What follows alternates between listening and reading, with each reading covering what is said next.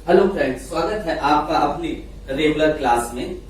आज का अपना विषय है नदियों का प्रवाह तंत्र। अब नदियों का प्रवाह तंत्र चूंकि बहुत बड़ा विषय है, इसलिए इसे हम लोग 2 से 3 हिस्सों में पढ़ेंगे। आज उसका पहला हिस्सा हम लोग पढ़ते हैं, जिनमें सिर्फ गंगा और ब्रह्मपुत्र के विषय में हम लोग चर्चा करेंगे। अब मैं सबसे पहले भारत की नदियों का आपको नेचर बता दूं, तो आप जानते हैं कि भारत में 2 तरह की नदियां हैं, एक ग्लेशियर यानी हिमानियों से निकलने वाली और एक प्रायद्वीपीय भारत की नदियां। जो नदियां हिमानियों से निकलती, हिमानी का मतलब है हिम के बड़े बड़े पहाड़, हिमानियों से निकलती हैं, वह सदैव ही सदावाहिनी नदियां होती हैं, यानी उनमें जल निरंतर बहा करता है। दूसरी खास बात यह है कि भारत की हिमानियों से निकलने वाली तथा प्रायद्वीपीय पठारों से निकलने वाली अधिकांश नदियां पूर्वी प्रवाह की नदियां हैं। जो प्रश्न बार बार आपकी बड़ी परीक्षाओं में पूछा जाता रहता है कि भारत की नदियां किस तरह का प्रवाह रखती हैं, तो भारत की नदियां पूर्वी प्रवाह रखती हैं। चंद नदियां हैं जो पश्चिम में अरब सागर में गिरती हैं, उन पर हम लोग अलग से डिस्कस कर भी चुके हैं और आगे भी करेंगे। तो भारत की नदियां पूर्वी प्रवाह की हैं और ये ग्लेशियर से निकलने वाली सभी सदावाहिनी नदियां हैं। उन्हीं में 2 बड़ी नदियों के विषय में हम लोग बात करते हैं, वो गंगा और ब्रह्मपुत्र है। तो एक खास बात इनके विषय में यह है कि इन नदियों के कई अलग अलग नाम हैं, तो उन नामों को आसानी से याद करने के लिए हमने एक छोटी सी ट्रिक बनाई हुई है। जब ब्रह्मपुत्र के विषय में हम लोगों ने देखा तो हमने एक ट्रिक बनाई शादी ब्रज में। अब यहाँ पर सा से सांगपो, दी से दिहान दिवांग, ब्रा से ब्रह्मपुत्र, जा से जमुना और मे से मेघना। तो इस प्रकार ब्रह्मपुत्र के ये सभी नाम आपको एक नजर में याद हो गए, सांगपो, दिहान दिवांग, ब्रह्मपुत्र, जमुना और मेघना। अब बात आती है गंगा की। तो गंगा के विषय में हमने एक कोड बनाया कि भागी गंगा पद्मा जमुना में गिरी, और इसके साथ अलग अलग हमने बता दिया कि भागी से भागीरथी, गंगा से गंगा, पद्मा से पद्मा, जमुना से जमुना और मे से मेघना। तो यह गंगा के परिवर्तित नाम आ गए।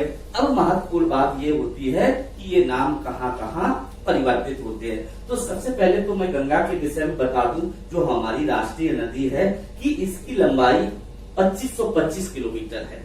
लगभग जितना बड़ा हमारा हिमालय है उतनी ही बड़ी गंगा नदी है। लेकिन इसके साथ यह देश के मात्र 4 प्रदेशों से होकर गुजर जाती है।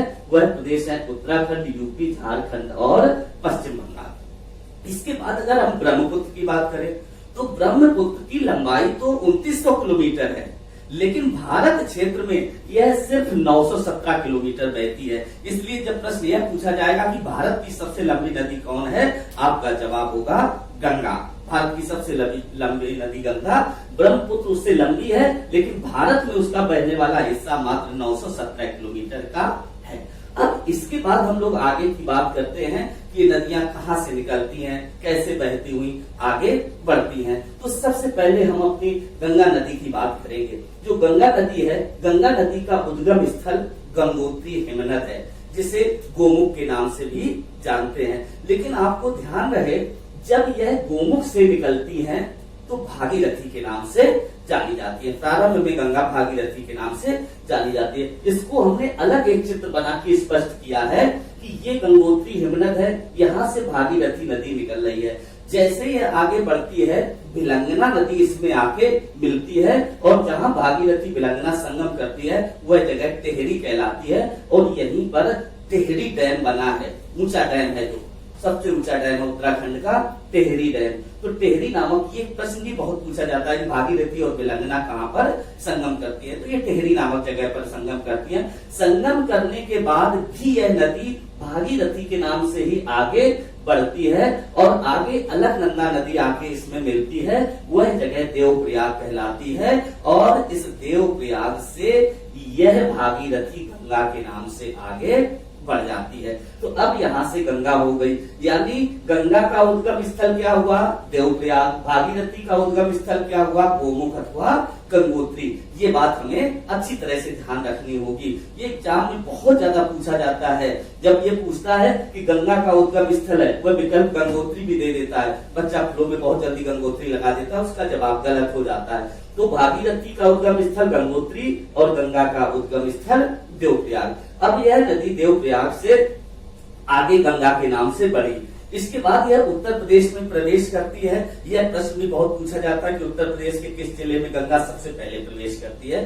तो उत्तर प्रदेश में सहारनपुर जिले में यह प्रवेश करती है और सहारनपुर जिले में प्रवेश करते हुए आगे बढ़ती है तो प्रयागराज, जिसे वर्तमान में प्रयागराज जानते हैं, पहले इलाहाबाद के नाम से जाना जाता था। इलाहाबाद में यमुना नदी इससे आके संगम करती है, जो कि गंगा की सबसे बड़ी सहायक नदी है और यही संगम स्थल है जहां पर कुंभ का आयोजन होता है। आपको ध्यान रहे कि प्रत्येक 12 वर्षों के बाद कुंभ का आयोजन होता है और भारत में एकमात्र नदी है जो भारत की सबसे पवित्र नदी भी मानी जाती है, राष्ट्रीय नदी भी है। इसके 2 स्थानों पर कुंभ का आयोजन होता है। पहला स्थान उत्तराखंड में हरिद्वार, तो दूसरा उत्तर प्रदेश में प्रयागराज। यही एक ऐसी नदी है जिसके तट पर 2 जगह पर कुंभ का आयोजन होता है। इसके बाद जब प्रयागराज से यह नदी संगम करके आगे बढ़ जाती है, आगे बढ़ती हुई यह बिहार में प्रवेश करती है। बिहार की जो राजधानी पटना है वो भी इसी नदी के तट पर बसी हुई है, गंगा नदी के तट पर ही बसी हुई है। बिहार से आगे बहुत थोड़ा सा हिस्सा यह लेता हुआ झारखंड का और उसके आगे जो पश्चिम बंगाल है, पश्चिम बंगाल में यह प्रवेश कर जाती है। तो इस प्रकार यह 4 जिलों से होके गई, उत्तराखंड, यूपी, झारखंड और वेस्ट बंगाल। पश्चिम बंगाल में प्रवेश करने के बाद जब यही नदी बांग्लादेश में प्रवेश करती है, इस जगह पर यह बांग्लादेश में प्रवेश करती है, तो इसे पद्मा के नाम से जाना जाने लगता है। अब यह नदी पद्मा के नाम से आगे बढ़ती है। यहाँ के बाद हम ब्रह्मपुत्र के विषय में बताएंगे, क्योंकि इस जगह गंगा और ब्रह्मपुत्र दोनों संगम कर जाती हैं। अब हम ब्रह्मपुत्र के विषय में बताते हैं। यह जो लाल रंग की आपको नदी दिख रही है, यह ब्रह्मपुत्र नदी है। ब्रह्मपुत्र नदी की बात करें तो यह मानसरोवर झील से निकलती है और मानसरोवर झील से निकलकर यह तिब्बत से बहती हुई भारत में अरुणाचल प्रदेश में प्रवेश करती है। तो जब ये मानसरोवर झील से निकलकर तिब्बत में बहती है तो इस नदी का नाम सांगपो कहा जाता है और सांगपो का अर्थ होता है पवित्र कर देने वाली नदी, पवित्र करने वाली नदी। तो यहाँ पर यह सांगपो के नाम से जानी जाती है। जब भारत के अरुणाचल प्रदेश में यह प्रवेश करती है तो इसका नाम दिहांग देवांग हो जाता है, क्योंकि अरुणाचल प्रदेश के इसी जिले में, दिहांग जिले में यह प्रवेश करती है। अब इसका नाम दिहांग देवांग हो जाता है। जैसे ही यह नदी असम में प्रवेश करती है, इसका नाम बदलकर ब्रह्मपुत्र हो जाता है और अब यह ब्रह्मपुत्र के नाम से बहती हुई, इसकी सबसे अधिक लंबाई असम में ही बहती है, यहाँ से बहती हुई और बांग्लादेश में प्रवेश करती है। बांग्लादेश में प्रवेश करते ही यह नदी जमुना के नाम से जानी जाने लगती है। अब यहाँ से यह ब्रह्मपुत्र जमुना के नाम से आगे बढ़ती है और इसी पद्मा में जाकर मिलती है।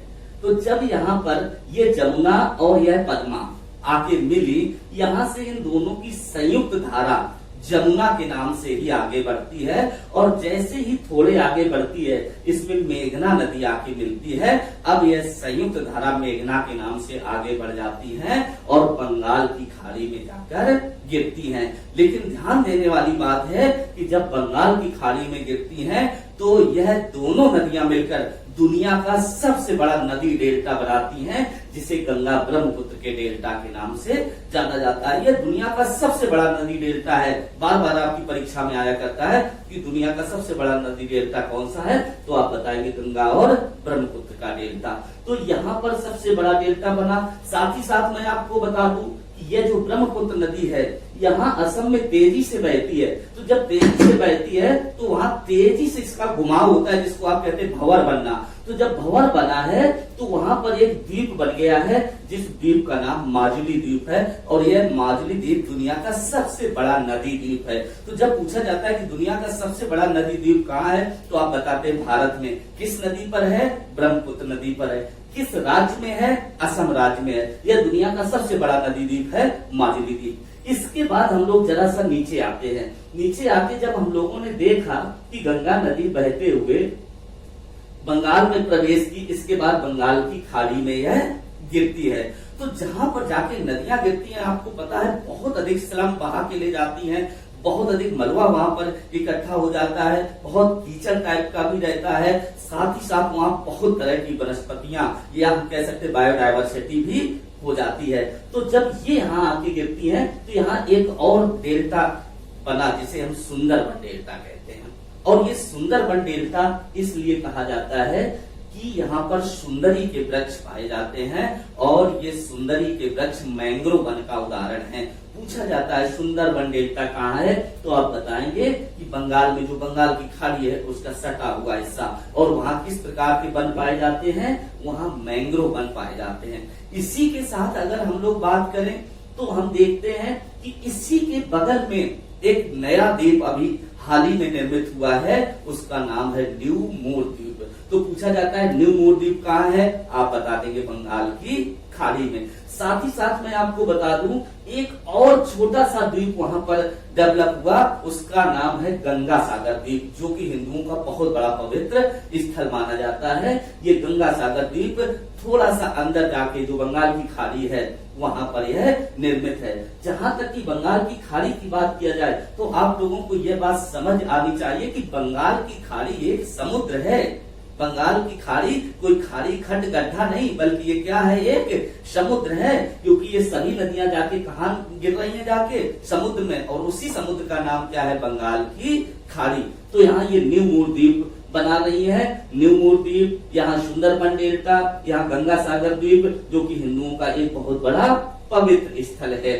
इस प्रकार आप देख सकते हैं कि यह नदी, ये नदियां जगह जगह अपना नाम परिवर्तित करते हुए और सब की सब जाके कहा जाके गिर रही है, बंगाल की खाड़ी में, और दुनिया का सबसे बड़ा डेल्टा बना रही है। और इनका प्रवाह भी किस प्रकार का है, पूर्वी प्रवाह है। ये पूरब की ओर बहती हुई जा रही हैं, अलग अलग अपना नाम बदल रही हैं। नाम याद रखने के लिए आपने ये अच्छे तरीके निकाल लिए थे कि सांको, ध्यान देवांग, ब्रह्मपुत्र, जमुना और मेघना, यहाँ पर भागीरथी, गंगा, पद्मा, जमुना और मेघना, इस प्रकार ये जाती है।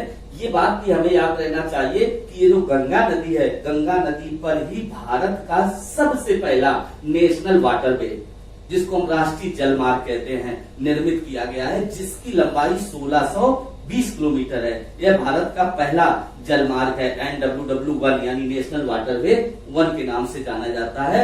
और इलाहाबाद, जिसे वर्तमान में प्रयागराज के नाम से जाना जाने लगा है, इलाहाबाद से लेकर यह हल्दिया तक जाता है। जो हल्दिया जगह है वह वेस्ट बंगाल में है। यद्यप अभी इस पर प्रचालन प्रारंभ नहीं हुआ है, लेकिन यह भारत का पहला NWW1 है यानी राष्ट्रीय जलमार्ग है, जो कि इलाहाबाद से लेकर हल्दिया तक जाता है। तो उम्मीद है कि आप इस तरह से जो नदी का प्रवाह है, नदी तंत्र है, उसे समझ लिए होंगे। और इसे समझने के लिए थोड़ा सा अगर आप ध्यान देते हैं तो यह टॉपिक आपका अच्छी तरह से तैयार हो जाएगा। इसके बाद की बात है दूसरे टॉपिक में हम लोग बताएंगे। बहुत बहुत धन्यवाद।